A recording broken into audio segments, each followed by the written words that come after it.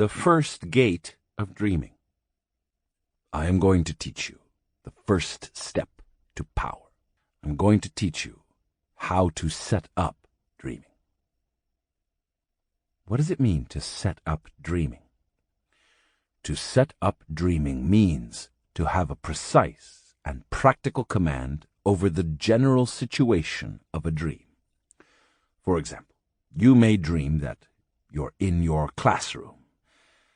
To set up dreaming means that you don't let the dream slip into something else. You don't jump from the classroom to the mountains, for instance. In other words, you control the view of the classroom and don't let it go until you want to.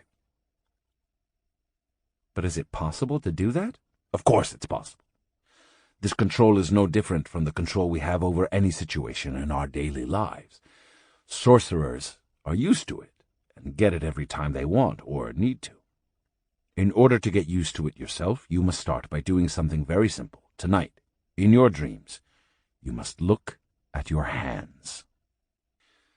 Don Juan assured me that he had selected my hands arbitrarily as something to look for in my dreams, and that looking for anything else was just as valid.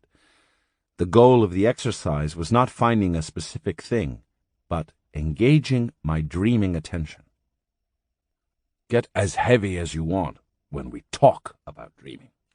Explanations always call for deep thought, but when you actually dream, be as light as a feather. Dreaming has to be performed with integrity and seriousness, but in the midst of laughter, and with the confidence of someone who doesn't have a worry in the world. Only under these conditions can our dreams actually be turned into dreaming. Don Juan described the dreaming attention as the control one acquires over one's dreams upon fixating the assemblage point on any new position to which it has been displaced during dreams.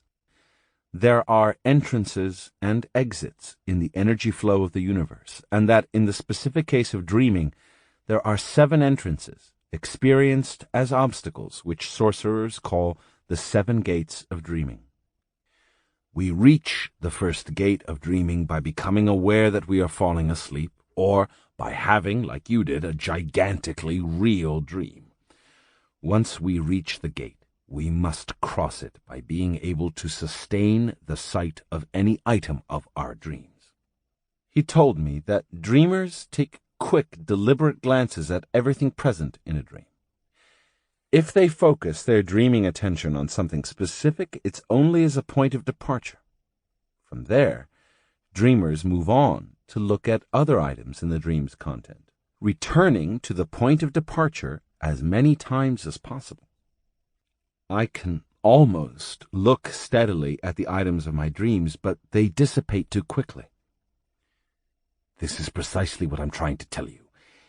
In order to offset the evanescent quality of dreams, sorcerers have devised the use of the starting point item. Every time you isolate it and look at it, you get a surge of energy. So, at the beginning, don't look at too many things in your dreams. 4 items will suffice. Later on, you may enlarge the scope until you can cover all you want, but as soon as the images begin to shift and you feel you are losing control, go back to your starting point item and start all over again. Dreaming has to be a very sober affair. No false movement can be afforded. Dreaming is a process of awakening, of gaining control. Our dreaming attention must be systematically exercised, that one can train oneself to be aware at the level of dreams, that the active element of such training is persistence, and that the mind and all its rational defenses cannot cope with persistence. Sooner or later, he said, the mind's barriers fall under its impact, and the dreaming attention blooms. For it's the door to the second attention. What's the difference between the dreaming attention and the second attention? The second attention is like an ocean, and the dreaming attention is like a river feeding into it. The second attention is the condition of being aware of total worlds. Total like our world is total. While the dreaming attention is the condition of being aware of the items of our dreams. Don Juan stated that as we tighten the control over our dreams, we tighten the mastery over our dreaming attention. He was right in saying that the dreaming attention comes into play when it's called, when it is given a purpose. Its coming into play is not really a process as one would normally understand a process, an ongoing system of operations or a series of actions or functions that bring about an end result. It is rather an awakening. Something dormant becomes suddenly functional.